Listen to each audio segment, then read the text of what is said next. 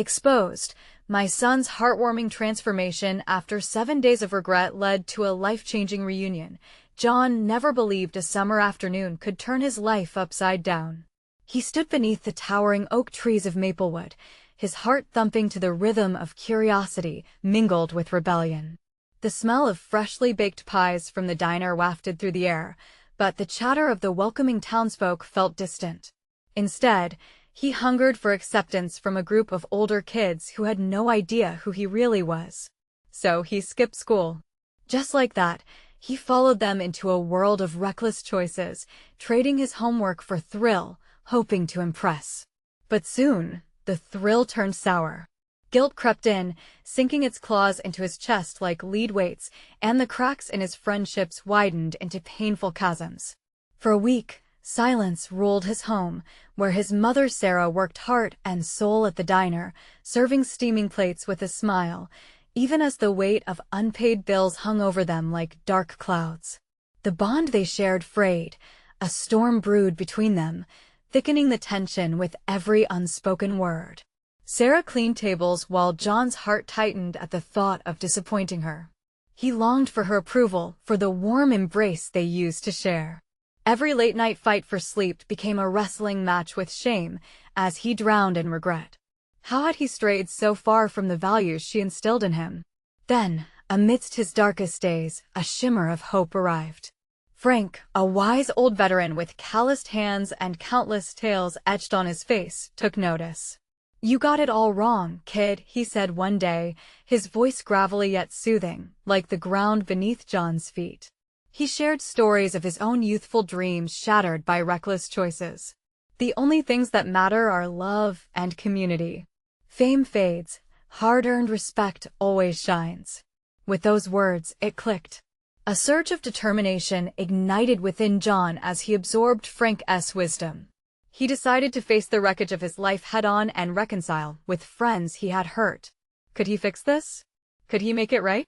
Before we continue, I need to let you know about something important that's happening. YouTube has been making changes to the system, and many people are losing notifications from channels they follow. If you're enjoying the content, hit that bell and mark all notifications so you don't miss the next videos. And if you can drop a like, it really helps me with reach. Seriously, it makes a difference. Oh, let me know in the comments where you're watching from. I'm always curious to know who's on the other side of the screen. Now, let's continue. As John tentatively approached his old friends, their faces painted a canvas of mixed emotions. Some were willing to listen, forgiving glances tempered with doubt. Others, heated and hurt, turned their backs. The throbbing tension in the community echoed in his ears, and he felt swallowed by the weight of his shame. Watching from the diner, Sarah beamed with a mix of pride and anxiety. She knew love wasn't enough to heal every wound, and that realization was like a bitter pill stuck in her throat. Just as John stood on the brink of possible redemption, an unexpected storm rolled in, one that threatened to pull him back into the shadows. Would he rise above it all, or would he surrender to the echoes of his past? John took a deep breath, the air heavy with the vibrancy of Maplewood, but his heart pounded louder than the rustling leaves around him. He stepped closer to his group of friends, memories of laughter and shared secrets flashing through his mind. Each face held fragments of their past moments when they accepted him without hesitation. But now uncertainty clouded their expressions, and he felt so small under their judgmental gazes. "Hey, everyone," he stammered, his voice barely a whisper against the backdrop of distant chatter. A few heads turned, curiosity intermingled with skepticism.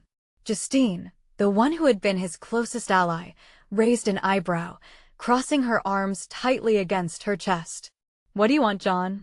she asked, her tone sharp like a cold blade. I just wanted to say I'm sorry," he managed to say, his words crashing into the silence like thunder. Regret laced his voice, a knot tightening in his chest. "For everything I messed up. I let you all down." The air crackled with tension.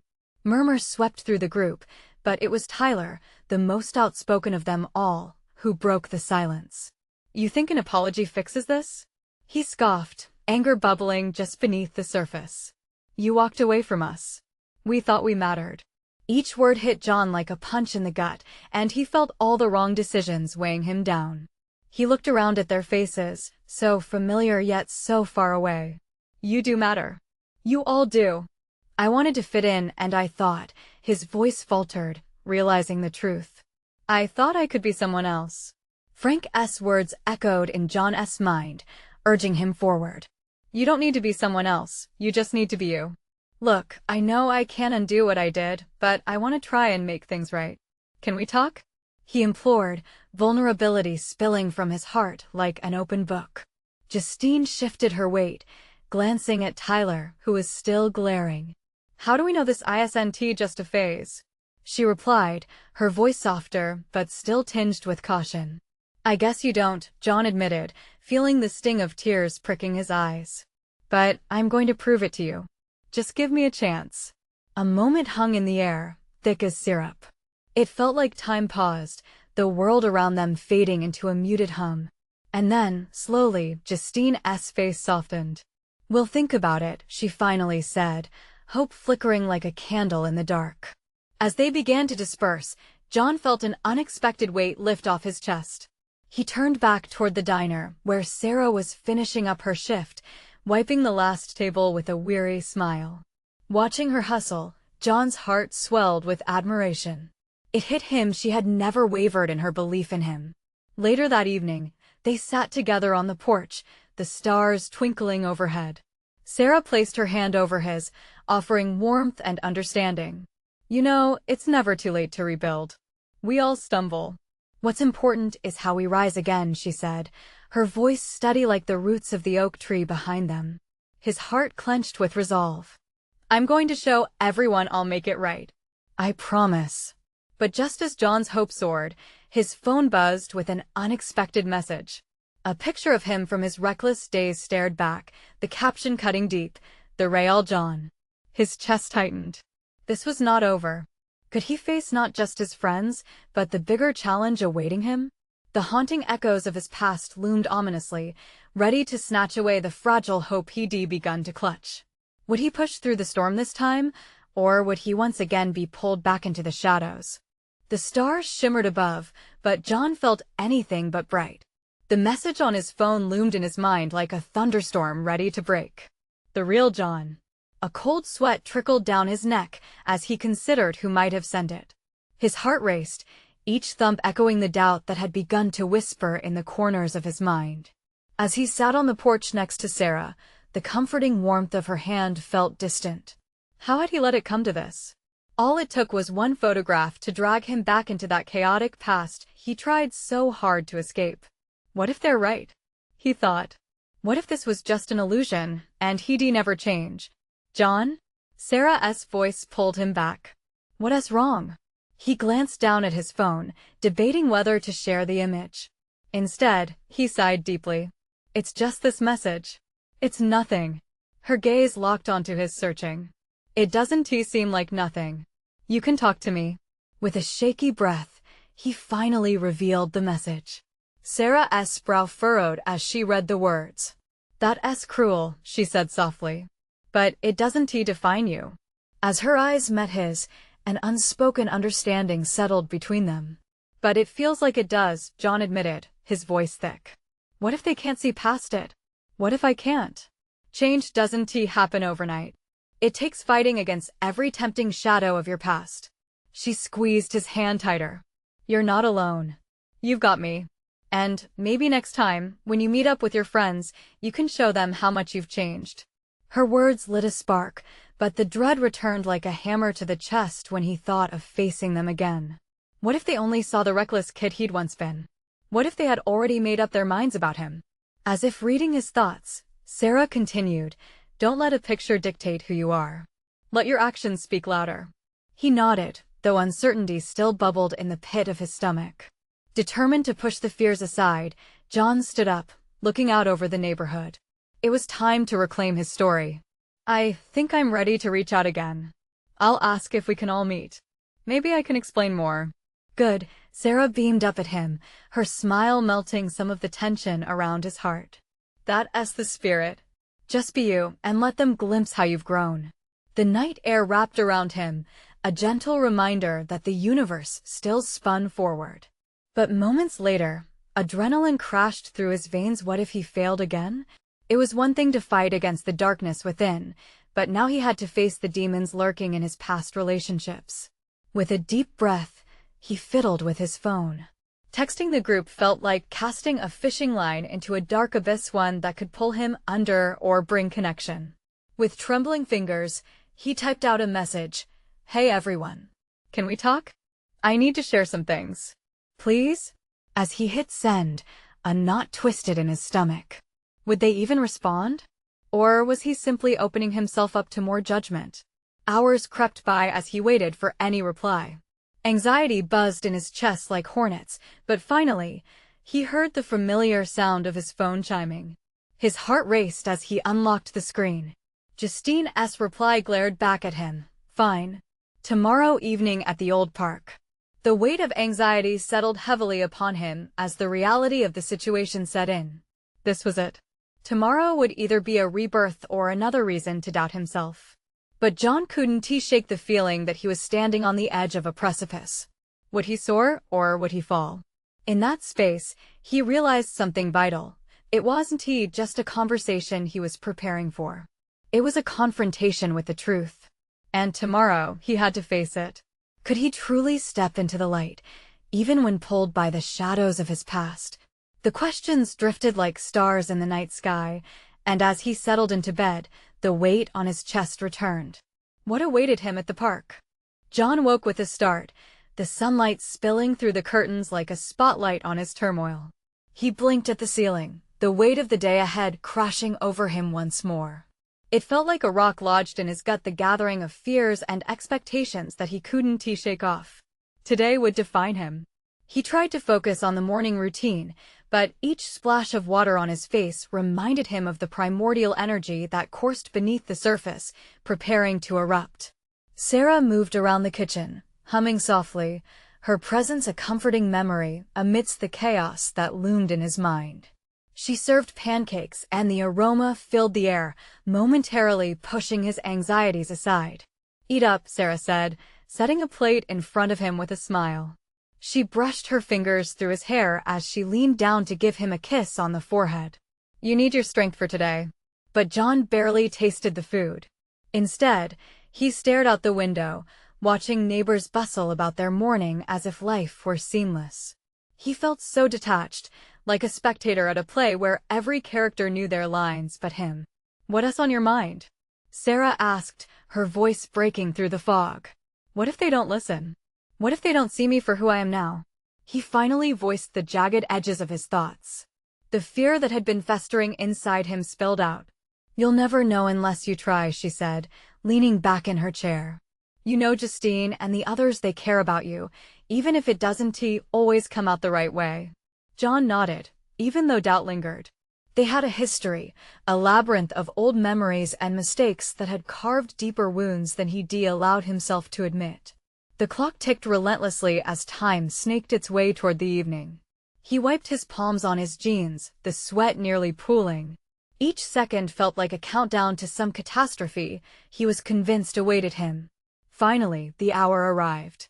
It felt surreal, like he was stepping onto a roller coaster with no idea what the ride would bring. Butterflies, frantic and wild, erupted within him as he pulled into the park's gravel lot. The familiar landscape greeted him, trees rustling in the wind, the sun casting playful shadows across the grass. Then he saw them. Justine, Mark, and a few others were congregated at the picnic table, shadows of the past and reminders of mistakes made. As he approached, a small knot of tension twisted tighter in his chest. Suddenly, he felt stripped down, vulnerable amid their gazes. He was prepared to plead his case, but the moment felt heavier than he expected. Their laughter echoed, sharp and sweet like the air before a thunderstorm. Justine spotted him and waved, a gesture that sent a ripple of warmth through him. "You made it," she said, her voice imbued with a hint of genuine surprise. "Yeah," he managed, forcing a smile despite the unease. "I just thought it was time to talk." They shifted, mouths closing and whispers fading, curiosity lighting their eyes. John took a breath and reminded himself of Sarah's encouragement. This would be an opportunity, the moment to shed the past skin. "What do you want to share?" Mark asked, his tone a little tougher than John remembered. All eyes bore down on him, each blink of their lashes punctuating the silence like a heartbeat. He steadied himself, taking in their faces, some softened with understanding, others marked with skepticism. He opened his mouth to speak, to reveal the truth he had held back for so long. But just as the words started to form, a loud crash shattered the moment. From the other side of the park, a playground swing broke loose and sent a child tumbling to the ground. The serene evening turned into a wave of chaos. For a second, John's own confusion and struggle lent itself to the fear and urgency of that moment. They all turned their heads, their concentration breaking as they rushed toward the sound. But amidst the ruckus, John stood frozen. Would he even be able to voice the truth? In the noise, he realized his story wasn't just about him anymore. It was about how he could be the one to help, starting with this child. As adrenaline coursed through him, a new fear welled inside him. What if this moment wasn't just fleeting chaos? What if it meant something? And as he took a deep breath and moved toward the sound of the commotion, he understood that the revelation hadn't yet come. It was sitting, waiting for the right moment to strike. Would stepping forward mean losing himself in the rush, or finding something greater? John sprinted toward the sound, his heart racing with a surge of determination. The world around him blurred, his focus locked onto the child now lying on the grass, hands cradling a scrape on their knee. Parents and parkgoers swarmed, instinctively moving to help as panic rippled through the crowd. He pushed through, dislodging his thoughts of fear and exposing a more profound yearning, the desire to be seen as someone who could make a difference, not just to himself but to others. The scene unfolded in chaos, yet as he reached the child, a calmness settled over him. "Hey there," he said, kneeling beside the small figure. "Can you tell me what happened?" A soft whimper escaped the child as they glanced up, eyes wide and glistening. John recognized that look. It mirrored his own fears, the feeling of falling and not knowing how to stand back up. I was swinging too high," the child sniffled, trying to hold back tears. "I didn't think I know it hurts right now, but you did great. Sometimes we just need a moment to catch our breath." Ignoring the murmurs and hustle around him, John helped the child into a seated position. He noticed how the crowd around him transformed from chaotic onlookers into a supportive force. The parents nodded, and his old friends, their faces softening, watched in surprise and admiration as John spoke gently to the child, like the way Sarah soothed him on hard days. "Let us take a look." He checked the scrape, the roughness of the grass caught in the child's palm. Before he moved to get help, he applied a gentle pressure to the knee with a reassuring smile. "You're going to be okay. It's just a little scratch." The child nodded, their worry melting in the warmth of his reassurance. Just then, he caught Justine gazing at him from the edge of the crowd. Her expression shifted from astonishment to understanding. In that moment, he felt an unexpected connection, like his vulnerability wasn't exposing weakness, but strength. "What did you say when you fell?" he asked, trying to bring the conversation back to light. "Did you shout for someone?" The child's gaze flickered, and a smirk broke through their tears. "I shouted help." Laughter erupted unexpectedly among the onlookers, a wave of relief washing over the crowd. Even Mark couldn't suppress a smile, the initial tension in the air lifting slightly. "What a brave decision," John said, glancing around at the small crowd that now stood nearby, softly cheering as if the little crisis had turned into a community event. "Next time, we'll make sure you're swinging with a buddy, right?" "Yes," the child exclaimed, nodding fiercely. As he helped the child to their feet, one hand gently on their shoulder and the other waving off the concerned parents, John felt lighter. The pressure of his earlier anxieties faded, replaced by a sense of belonging, an acceptance he had long yearned for. He looked at Mark and Justine, their expressions signaling a silent acknowledgement of the transformation unfolding in him. "Are you all right, buddy?" A mother rushed up, wrapping her arms around the small figure, checking the child for any lingering signs of distress. "I'm good," the child piped up, radiating newfound confidence. Amidst the calm, John felt the warmth of encouragement encircle him like a hug as his heart swelled. Speaking honestly, witnessing this tiny victory, it felt liberating. But just as he turned to face Justine and the others, who had now closed in, something inside him quivered. Was this act of bravery just a rehearsal for something larger? Would sharing his own truths in this newfound spirit foster a connection with those gathered around him? And even more, would he finally be heard? About what I wanted to say earlier, John began, his voice steadying, ready to bridge the gap between past mistakes and possible forgiveness. But before he could finish, a scream broke the air, a different kind this time, full of agony rather than fear. A dog had barreled into the gathered crowd, darting between legs and knocking a picnic basket over, sending its contents scattering. The sudden cacophony surged back, ripping away the moment of clarity John had so desperately sought. As chaos settled around them once again, doubts fluttered back in. Would he ever find the right time to share his truth? Or was it all slipping away just as quickly as it had come? He steeled himself, feeling the crowd's eyes shift, questioning what mattered most now as laughter mingled with shouts. John's heart raced again, not with fear, but with a determination to speak up in even the most unexpected moments. Would today be the day he finally transforms, not just for himself, but for everyone? The scene erupted into laughter and confusion.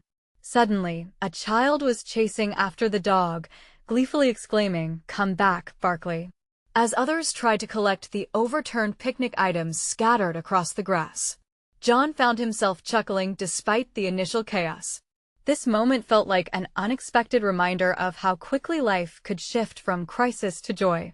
But amidst this lightheartedness, the expression on Justine's face hadn't escaped him.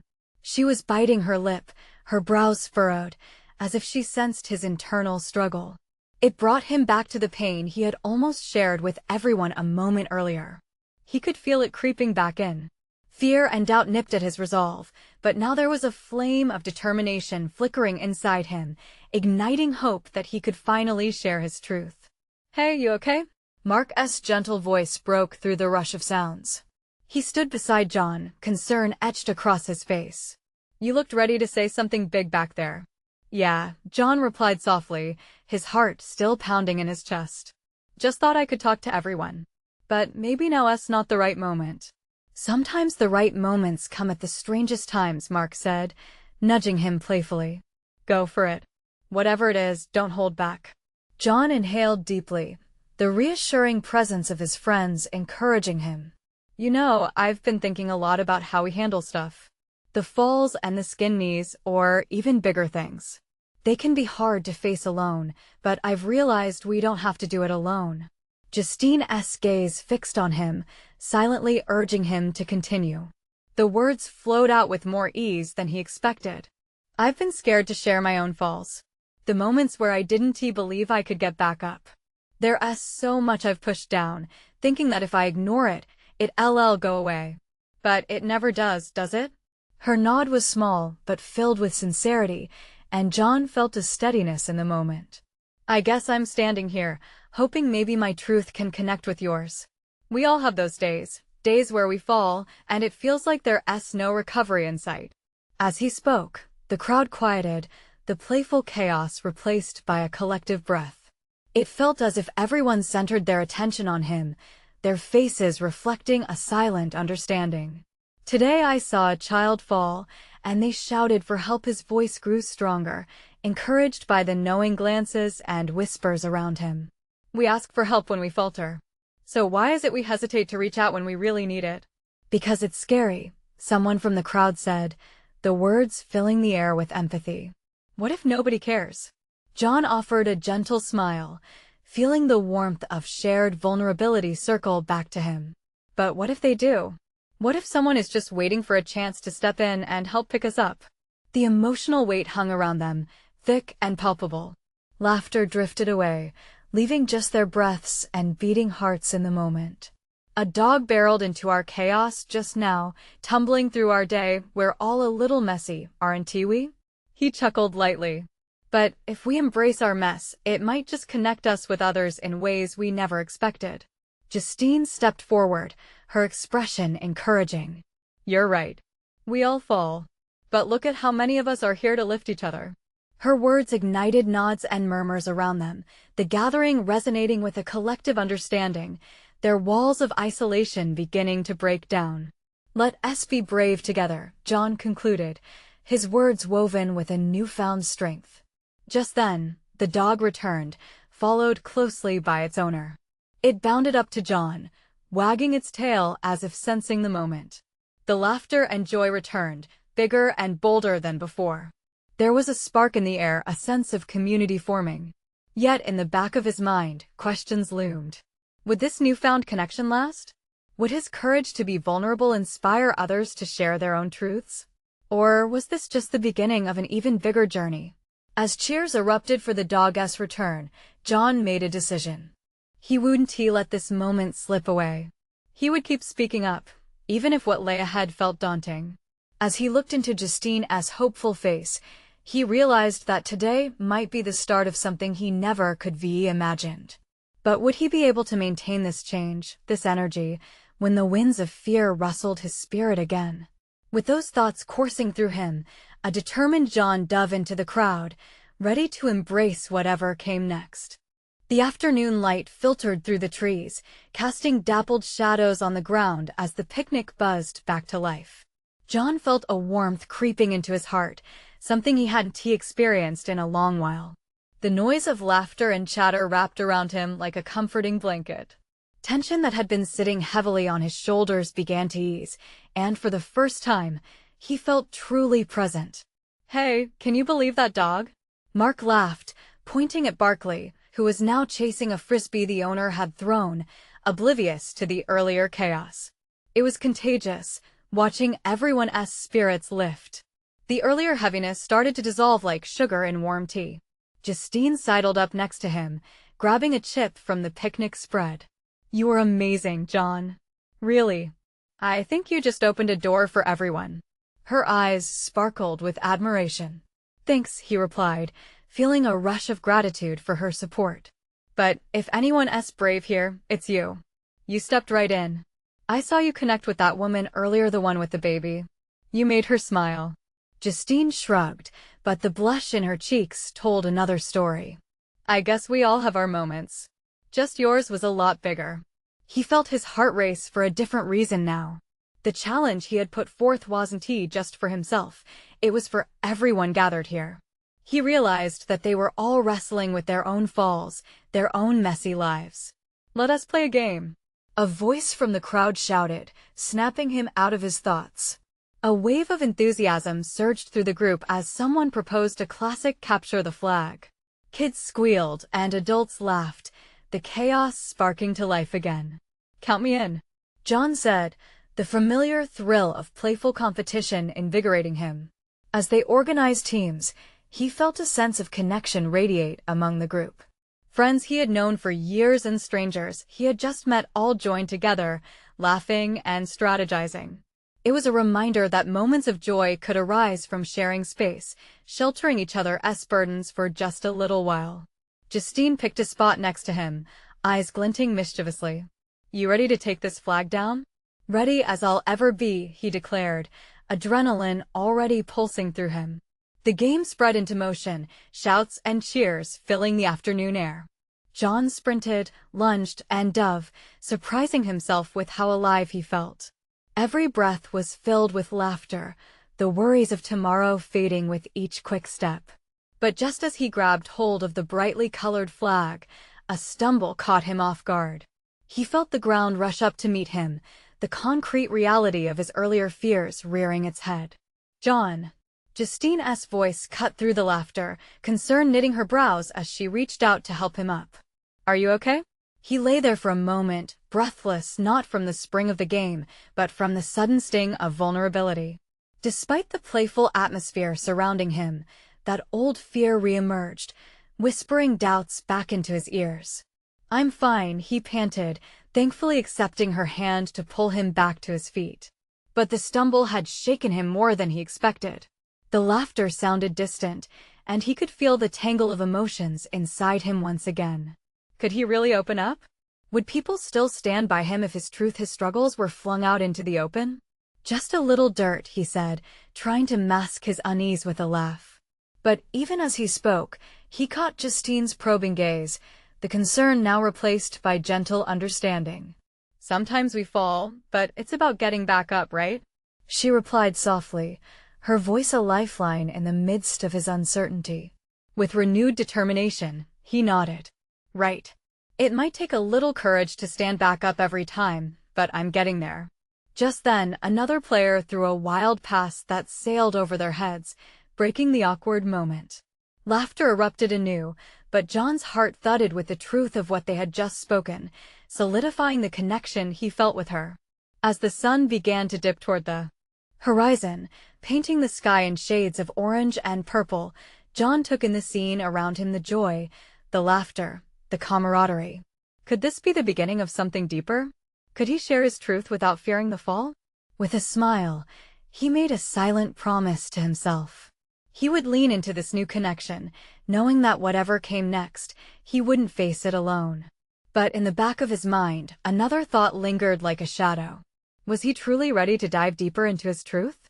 Or would fear once more get the best of him when it mattered the most? The game raged on, laughter intertwining with shouts of joy as teams scrambled back and forth. John felt the thrill of competition pull him in, giving him just the distraction he needed from the prickle of uncertainty rolling at the edges of his mind. He rushed to retrieve the flag again, forgetting the earlier stumble as he focused on the thrill of the game. Justine was nearby, darting past defenders with agile grace. Their eyes met, and a shared smile sparked between them, an unspoken agreement that they were both in this together. He could feel the heat of companionship, the kind that melted away the doubts he carried. The game was more than just a few minutes of frolic, it was an emblem of resurgence, a collective embrace of the present. With the sun casting golden hues on their skin, John sprinted, heart racing. As he lunged towards the opposition, he could almost touch that sense of belonging he craved so much. The ground beneath him felt solid, as though it was ready to support not just his weight but his spirit. But as soon as the exhilaration swelled, a rush of air felt heavier. In the middle of a run for victory, he noticed something, a figure standing out against the backdrop of jubilant chaos. It was his sister, Clara. She stood at the edge of the picnic, arms crossed, an unreadable expression plastered on her face. The warmth from the sun faded and was replaced by an unshakable chill creeping up his spine. Clara had distanced herself lately. The last time they spoke, sharp words had erupted between them, leaving wounds that festered rather than healed.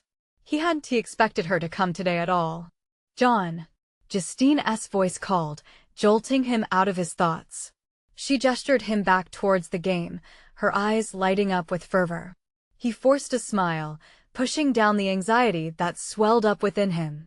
He wanted to forget, to lose himself again in laughter and camaraderie. Yet, as the game pressed on, he couldn't shake the image of Clara watching silently from the sidelines. The game slowed, players near the flag stepping back to catch their breaths while John stole glances her way. The competitive atmosphere felt too sharp, too loud against the muffled tension building inside him. What was it about that gaze that had such power? Would it hurt to reach out? Finally, when the laughter crescendoed and the whistle blew to signal a pause, he found himself taking a step toward her. The noise of the crowd faded into the background, leaving only the thumping of his heart in his ears. "Clara?" he called, feeling the nervous tremor in his voice. She turned, her expression softening slightly at the call of her name. "Hey," she said carefully, a hint of that familiar warmth creeping back into her voice. Suddenly, every bit of bravado John had felt during the game fell away like leaves in autumn. The reality of their last fight rolled back in, heavy and uncomfortable. "I didn't think you'd come." "Yeah, well, I wasn't sure," she admitted, leaning against the tree. "But it looked like you needed a little fun." The air between them felt charged with unsaid words. The carefree laughter of those still engaged in the game echoed in the distance, but here, time seemed to still. He wanted to ease the weight of their shared past, to bridge the gap that had become an unwelcomed chasm. "Can we talk?" he asked, the simplicity of the request echoing louder than any of the playful shouts of his friends. Her brows knitted together, revealing both surprise and a flicker of hope. Justine appeared in the periphery, sensing the moment shift, her expression supportive yet confused. "I'll give you some space," she said softly, stepping back while keeping a watchful eye on John. It was just Clara and him now. This was the chance to face the nitty-gritty truths that scared him. He could feel his heart hammering, not just from the game, but from the fear of vulnerability. "Yeah, okay," Clara nodded, her gaze steadying on him. "Let us talk." As they moved away from the party, uncertainty swirled within John, almost drowning out the joy of earlier. What would he say? More importantly, how would he navigate the jagged emotions threatening to resurface? But before he could find the words, a burst of cheers erupted from the group, drawing their attention back. The flag had changed hands yet again, and with it, laughter and camaraderie flowed. John hesitated. Could he really share his truth with Clara so openly? Was he ready to face the fallout that could come from laying bare their hidden wounds? The path before them felt unclear, yet as he looked at Clara, he sensed something shifting. In that moment, it was so much more than just a game. It was a chance for healing, for forgiveness, and perhaps a step toward rediscovering each other anew. But would the truth they might share build bridges, or would it lay bare old scars? As they walked away from the laughter and the light, uncertainty hung thickly in the air. Would they emerge stronger, or would fear trap them in the past they were both running from? He led Clara to a quieter corner of the park, the laughter fading into a distant melody. The shadows of tall trees stretched across the ground, providing a natural sanctuary from the noise. John glanced over at her, heart racing, vulnerable yet hopeful in that moment. They had shared so much, yet so much felt lost. Could they find a way to bridge the distance? Clara crossed her arms tightly, a habit he remembered when she felt unsure. "So, what did you want to talk about?" She broke the silence, her voice steady but laced with tension. John hesitated. The words battled in his mind, each pulse of his heart amplifying the weight of his thoughts. "I miss you, Clara. I know things have been rough between us," he finally admitted, the sincerity washing over him like a wave. Her expression softened, but only slightly. "Yeah, well, that doesn't change what happened." She looked down, her shoes digging into the grass. The hurt was still there, hanging in the air like a stubborn fog. "I know," he rushed to say, "but I don't want what happened to define us. I want to understand. I want to fix this." For a moment, Clara's eyes narrowed, assessing him as though he were a puzzle she couldn't piece together. "Do you really think it can be fixed? We said things that I don't care about that," John retorted, his voice sharper than intended. "We're still family. I love you and I don't want to lose you." The confession hung between them, raw and earnest. John watched as emotions flickered across Clara's face, surprise, then pain, and finally a flicker of warmth. He could see her walls wavering, the defenses she had built slowly beginning to crumble. "I love you too," she whispered, her voice barely above a breath. "It just feels like everything's changed." The heaviness in the air felt lighter now, just a touch, but it was a start. John took a cautious step closer, watching her closely. "We've changed, but we don't have to let that pull us apart. We've made mistakes, but we can learn, right? I want to understand where all this animosity is coming from." Clara sighed, her gaze drifting. "It's not just you. I feel like I don't even know who I am right now. It's like I'm lost." Her vulnerability surprised him. He'd always seen her as the stronger one, the one who held everything together. "Talk to me," he implored gently. "Help me understand. I want to be there for you." She hesitated, and he felt time stretch between them again. Finally, she nodded slowly. "Okay," she said. "But it's not going to be easy. You have to be ready for the truth." John could feel the weight of her challenge, the risky step toward deeper understanding. The thrill of their earlier game felt like a distant memory now. Left only with the quiet rustle of leaves, he knew this conversation would be the most crucial match he'd ever played. "I'm ready," he declared firmly, determination flooding him. Clara looked at him, her brow slightly lifted in curiosity. All right then. But don't say I didn't warn you. As she began to share her feelings, John felt a mix of fear and excitement.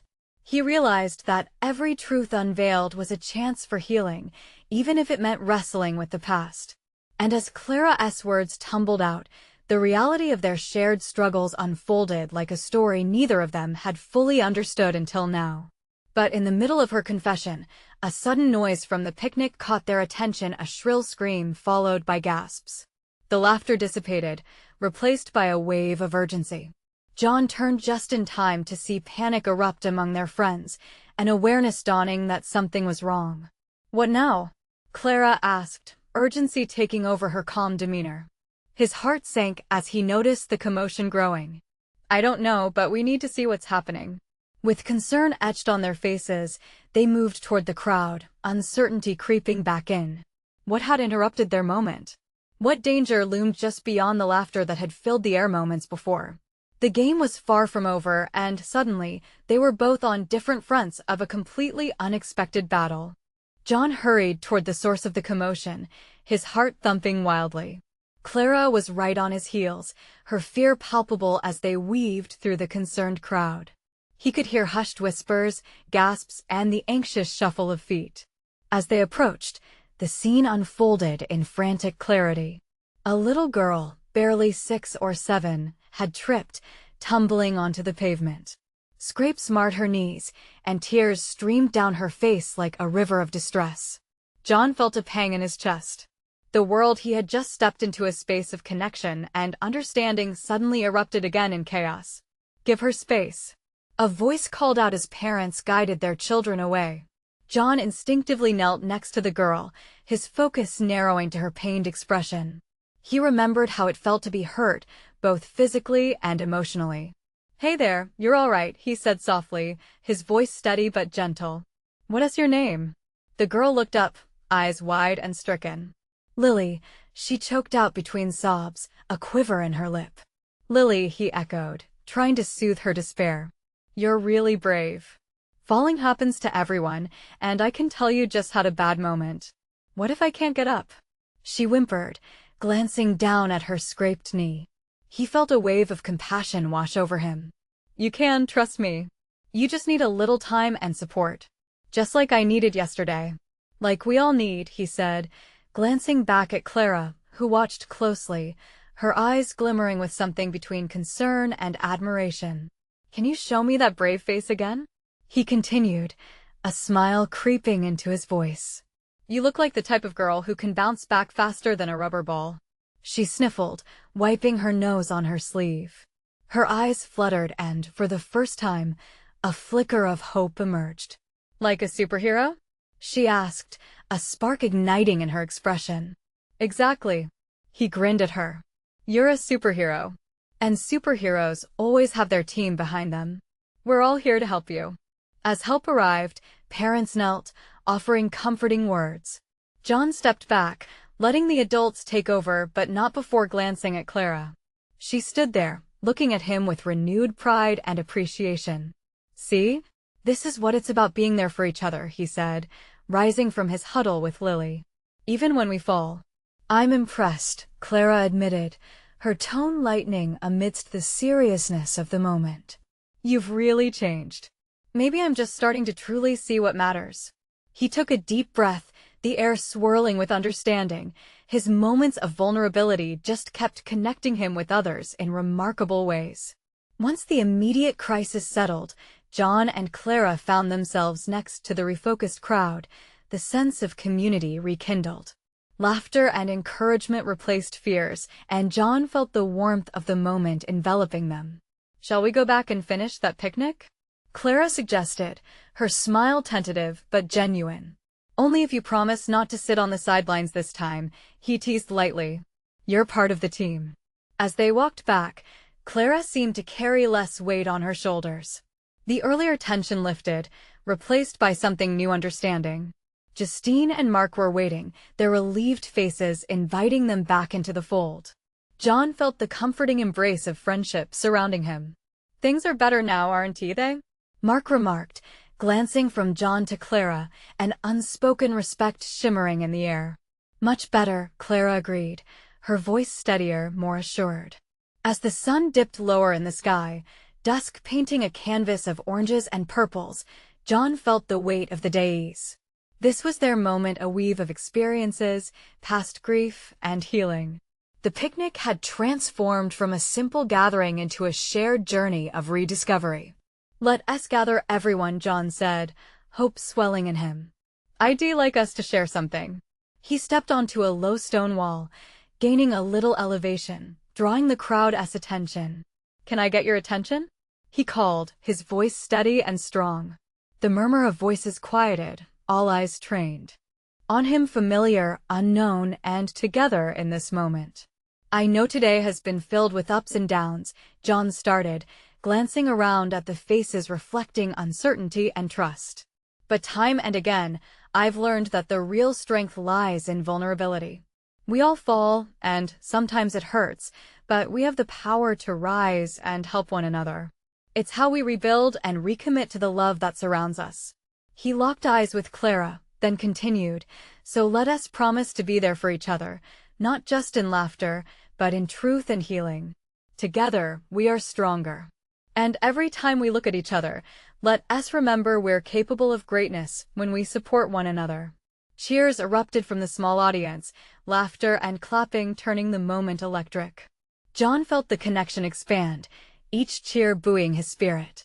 Amidst the joy, he felt Clara's hand slip into his, warmth igniting between them. Their bond, once strained, was slowly mending, layer by layer, just like any journey worth taking. As the sky darkened, stars emerged like promises of hope, glimmering above their heads. In that moment, John knew he was stepping into a new chapter, one hand in hand with those who mattered most. They all had stories, messiness, and love that made them not just individuals, but a beautiful tapestry of community. It was time to embrace each fall, each moment, and build a tomorrow united in strength, hope, and healing. This is just the beginning. And who knows what lies ahead. But for the first time, John felt ready for whatever came next. Now, as the journey unfolds, we need you to be a part of it. Subscribe immediately to the channel to not miss the next exclusive stories. Leave a like now to feed the algorithm and keep the community strong. Comment your reactions and feelings about the ending. Let's share this together. Share instantly this video with at least 5 friends who need to see this transformation. You need to show your support now. Don't wait not even one more second to share.